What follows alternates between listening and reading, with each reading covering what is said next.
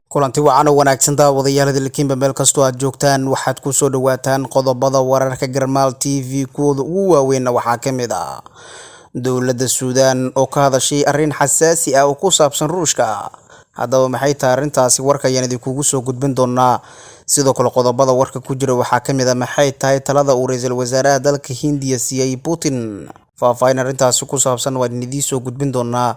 Sidoo kale daawadayaal qodobada warka aad ku daawan doontaan waxaa ka mid noqonaya wadamada Poland, Ukraine iyo Mareykanka oo wada hadal ay u soconayaan. Haddaba maxay ku saabsan yihiin waan idin haynaa. Ku dhawaad 50 diblomaasiyiin Ruushiyaan iyo xubnaha qoysaskooda oo isaga baxay New York iyagoo gaaray Moscow. Sidoo kale daawadayaal warka waxaa ku jira dowladda Ruushka oo ugu baaqday midowga Yurub iyo NATO arrin muhiim ah. Haddaba arrintaasi waxay tahay warka ayaan idinkugu soo gudbin doonaa. Qodobadaas iyo qodobo kale ayaad ku daawan doontaan wararka Garmaal TV ee ku soo dhawaada iyagoo faahfaahsan. Aynu ku bilownay dowladda dalka Suudaan ayaa ka hadashay arrin xasaasi ah oo khusaysa Ruushka.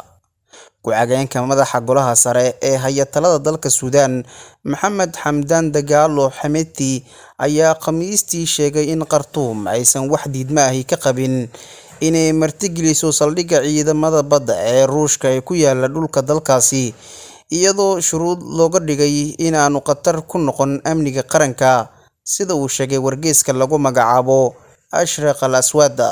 Xameti ayaa hadalkan sheegay mar uu ka soo laabtay magaalada Moscow ee caasimadda Ruushka, halkaas oo kulan uu kula qaatay wasiirka arrimaha dibadda Ruushka Sergey Lavrov.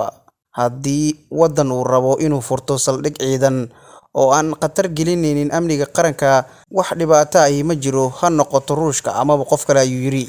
Isagoo ka hadlayay howlgalka militari ee Ruushka ee Ukraine uu ka fulinayo, ayaa waxa uu sheegay in mowqifka Suudaan uu qeexay golaha sare ee boqortooyada, kaasi oo ku booriyay dhinacyada in ay ku xalliyaan xiisadda taagan wada hadal iyo weliba xal diblomaasiyadeed. Arrintan ayaa xilligan waxaa la muujinayaa walaac ku aadan in Ruushka uu saldhig ciidan oo militari ka sameysanayo gudaha dalkaasi Suudaan, iyadoona xukuumadda Suudaan xilligan ay sheegtay in dhibaato gooni ah aysan ku qabin marka la fiiriyo haddii waddan uu rabo inuu furto saldhig ciidan oo markaasi khatar aan gelinayn amniga qaranka, sidoo kalena aysan dhibaato jirin, ha noqoto Ruushka ama qof kale, sida ay xukuumadda Khartoum ay carabka ku dhifatay. Waxaana xilligan isagoo dhankaasi ka hadlayay howlgalka militari ee Ruushka iyo Ukraine uu sheegay in mowqifka Suudaan uu noqday mar waliba in xal lagu dhameeyo xiisadda taagan, iyadoo la fiirinayo in si diblomaasiyadeed xal loo wada gaarayo. Dhanka kalena waxaa la ogaaday waxa ay tahay talada uu ra'iisul wasaaraha dalka Hindiya siiyay madaxweynaha waddankaasi Ruushka Vladimir Putin. Ra'iisul wasaaraha dalka Hindiya Narendra Modi ayaa madaxweynaha waddankaasi Ruushka Vladimir Putin waxa uu ku booriyay inuu wadahadal toos ah la yeesho madaxweynaha Ukraine Volodymyr Zelensky, sida laga soo xigtay ila ka tirsan dowladda India oo ay soo xigatay wakaaladda wararka ee Reuters. Madaxweyne Putin waxa uu ra'iisul wasaare Modi uga warbixiyay halka ay marayaan wadaxaajoodada u dhaxeeya kooxaha Ukraine iyo Ruushka, ayaa sidoo kale lagu yiri qof laga soo xigtay oo diiday in magaciisa uu shaaciyo. Waxaana xilligan dowladda Hindiya ay carabka ku dhifatay in mowqifkeedu uu cad yahay oo ku aadan in xiisadda taagan xal lagu dhameeyo, sidoo kalena madaxweynaha waddanka Ruushka Vladimir Putin uu wada hadal toos ah la yeesho dhigiisa dalka Ukraine Volodymyr Zelensky, iyadoona xukuumadda Delhi xilligan xusulduub xoogan ay ugu jirto amaba talo ay ku siinayso madaxweynaha waddanka Ruushka Vladimir Putin in dhiigga shacabka dalka Ukraine daadanaya la joojiyo, sidoo kalena xiisadda taagan xal lagu dhameeyo oo wada hadal la furo dhigiisa dalka Ukraine Volodymyr Zelensky. Dalka Ukraine ayaa maalmihii ugu dambeeyay dhibaatooyin kala duwan waxaa wajahaya shacabka halkaasi ku dhaqan, iyadoona dad fara badan halkaasi ay isaga barakacayaan maalin waliba. Waxaana xukuumadda Moscow dhankeeda ay sheegtay in ay magaalooyinka qaarkood ay fureyso si shacabka doonaya in dalkaasi isaga cararaan ay u maraan. Waxaana xiisadda taagan maalinba maalinta ka dambeysa ay sii kordhaysaa, iyadoona dhaleeceyn kala duwan labada dhinac ay isku jeedinayaan. Khasaare kala duwan ayaa laga warinayaa dhibaatooyinka ka dhacaya dalkaasi Ukraine, iyadoona shacab fara badan dalkaasi ay ku geeriyoodeen halka qaarkoodna dhaawacyo kala duwan xilligan ay la ildaran yihiin. Xukuumadda Moscow waxa ay sheegtay in ku dhawaad 500 oo askari looga dilay dagaalka dalka Ukraine, balse dowladda Ukraine waxa ay tilmaamtay kal hore in 11,000 oo askarta Ruushyaanka ay ku dileen dagaalka ay ku soo qaadeen dalkooda Ukraine. Dhanka kalena wadamada Poland, Ukraine iyo Mareykanka ayaa la soo warinaya in wada hadal ay u soconayaan. Poland, Ukraine iyo Mareykanka ayaa wada hadallo uga socda si ay diyaarado dagaal oo nuuca MiG ah ay ku soo geliyaan gacanta Ukraine. Telefishinka NBC News ayaa waxa uu sheegay in heshiiska uu ku lug lahaan doono Poland oo siinaysa diyaaradaha dagaalka ee MiG-ga loo yaqaano dalka Ukraine, halka taas beddelkeedana Mareykanka uu dowladda Poland siinayo diyaaradaha nuuca loo yaqaano F-16. Duuliyayaasha Ukraine looma tababarin inay duuliyaan diyaaradaha dagaalka ee Mareykanka. Si kastaba ha ahaatee, Poland iyo Ukraine labaduba waxay ku shaqeeyaan diyaaradaha MiGs oo ah diyaarad lagu naqshadeeyay laguna sameeyay dalka Ruushka, kuwaasi oo ka haray waagii Midoogii Sofiyeeti.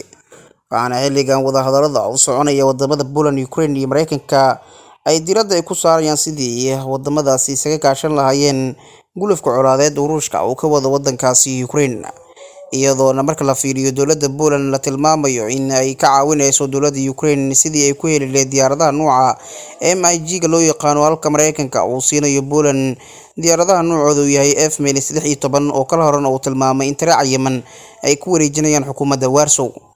Mareykanka waxa uu xilligan gacan weyn ka geysanayaa sidii iska caabin xoogan ay u sameyn lahayd Ukraine oo weerar dalkeeda ay ku soo qaadeen Ruushka, waxaana dowladda Mareykanka ee kala horeba ay ku celinaysay sidii garab loo siin lahaa dowladda Ukraine xilligan wax waliba ay u qabanayso marka la qiimeeyo dhibaatooyinka dalkaasi xilligan ay wajahayaan. Iyadoona dhanka kale Ukraine xilligan la sheegayo in duuliyayaashii wadi lahaa diyaaradahaasi lagu wareejinayo aan la tababarin, iyadoona sidoo kalena la warinayo diyaaradaha xilligan Poland ay ku wareejinayso oo MiG-ga loo yaqaano ay yihiin kuwo ay farsameeyeen Ruushka, kuwaasi oo ka haray oo la isticmaali jiray waagii Midoogii Sofiyeeti.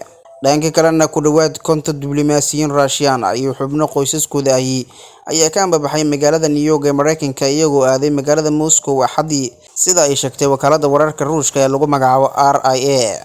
Macluumaadka sirdoonka ayaa sheegaya in arrinta meel sare xilligan ay marayso. Waxay daba socotaa codsi uu toddobaadkii hore u gudbiyay ku-xigeenka wakiilka Mareykanka ee Qaramada Midoobay oo ahaa in 12 diblomaasiyiin Russian oo Qaramada Midoobay ka tirsan ay ka baxaan Mareykanka 7 bisha Maarso, iyadoona haatan ku dhawaad 50 diblomaasiyiinta Russian-ka oo ku sugnaa dalka Mareykanka iyo xubnaha qoysaskoodaba isaga ambabaxeen magaalada New York iyagoo aaday magaalada Moscow ee caasimadda waddanka Ruushka. Waxaana xilligan sii xumaanaya xiisadda ka taagan labada dal Mareykanka iyo Ruushka u dhaxaysa, iyadoona ay salka ku hayso duulaanka uu Ruushka ku qaaday dalka Ukraine. Dhanka kalena dowladda Ruushka ayaa waxa ay ugu baaqday Midowga Yurub iyo NATO arrin muhiim ah. Wasaaradda arrimaha dibadda ee Ruushka ayaa Sabtidii ugu baaqday Midowga Yurub iyo dalalka NATO inay joojiyaan hubka ay u dirayaan dalka Ukraine, sida ay sheegtay wakaaladda wararka Ruushka ee RIA.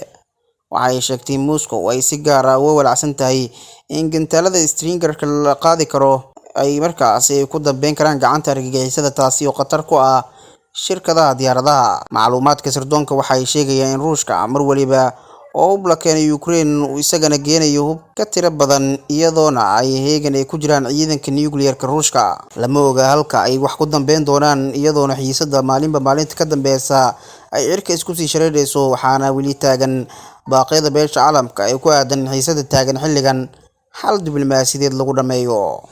Guud ahaan daawadayaal, waxaa intaasi ku soo gabagabeynaya wararkii aad kala socoteen Garmaal TV. Tan iyo kulanti dambena waxaa idinkaga tegayaa sidaas iyo nabadgelyo.